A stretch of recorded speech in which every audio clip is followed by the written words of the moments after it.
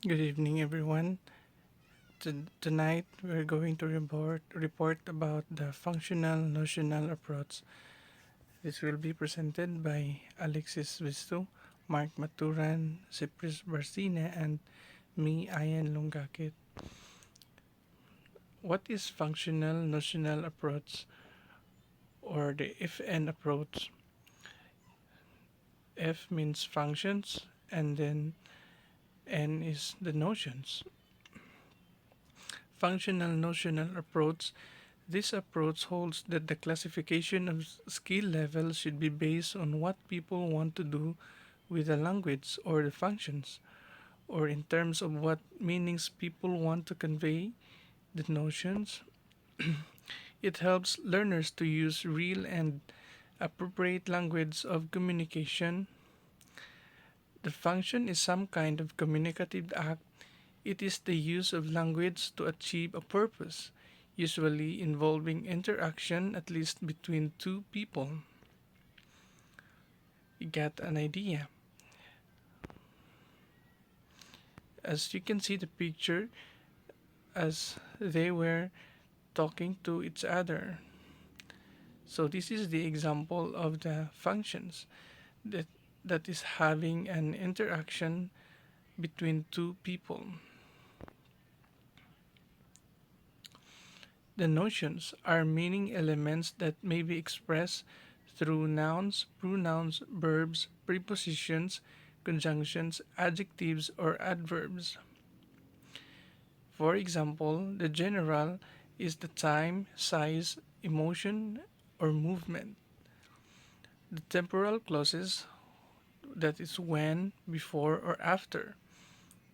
Also, time passed a month ago, in 1980, last week, and to be specific, the dog or house. That is an example of nouns, pronouns, verbs, or prepositions. There are also proponents that are related theories by D.A. Wilkins in 1972 that there are language acquisition, communicative approach, authentic assessment, and there are characteristics that is focusing on doing something through language, also learner-centered view of language learning involving authentic language use, and testing focus on ability to use language to react and operate on the environment authentic assessment. There are also advantages, which is the sociolinguistic perspective, that is recognizing the speaker must have a real purpose for speaking. The second is the linguistic perspective, that is the oral and written communication. The third is educational perspective. It enables teachers to exploit linguistic and educational principles. Also, psycholinguistic perspective are often arranged according to levels and needs targeted. But there are also some disadvantages. That is, that our course design, the idea of functions and notions of language are not clearly definable. Second, the nature of language. Communication does not just refer to functions and notions. Language teaching and learning, grammatical structures, or elicited by functions and notions thought appear in an unsystematically order.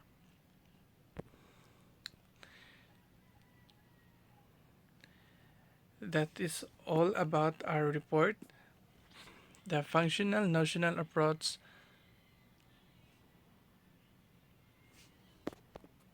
Situational context. Context Context must have taken into considerations while studying discourse analysis. According to George Ciolo, context is physical environment in which a word is used. One common point of context is the environment in which a discourse occurs. Context refers to the settings in which communication takes place. The context helps establish meaning and can influence what is said and how it's said. Situational context or a context of situation refers to the environment, time, and place in which the discourse occurs and also the relationship between the participants. It is the one of the type of a context that influence communication, deals with the appropriate behavior and actions associated with the situation.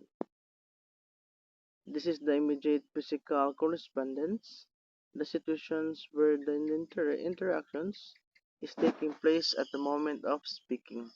For example, people talking on the phone and making gestures with their hands or face, go right or take left by indicating.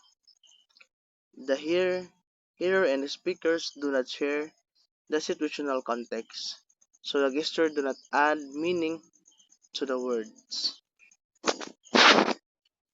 Each atmospheric has its own sets of rules for how to communicate. You would not talk in the same manner in the same situations. For example, at funeral or at wedding. Situational context influence communications like settings, place, home, school, playfield, theater, activity, lecture, discussion, pre-play, peer share, party, environment, material, light, noise, furniture, temperature, number of people.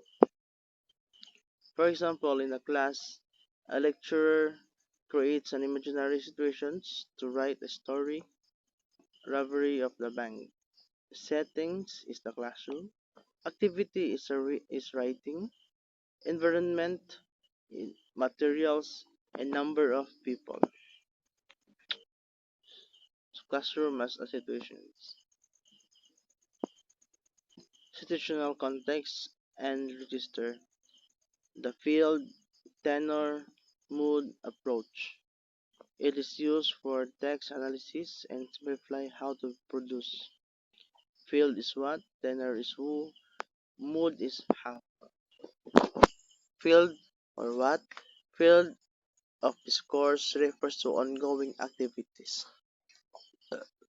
Tenor, who, refers to the participants in a discourse, their relationship to each other, and their purpose. Mood, how, mean of communications, writing, or spoken. Conclusion.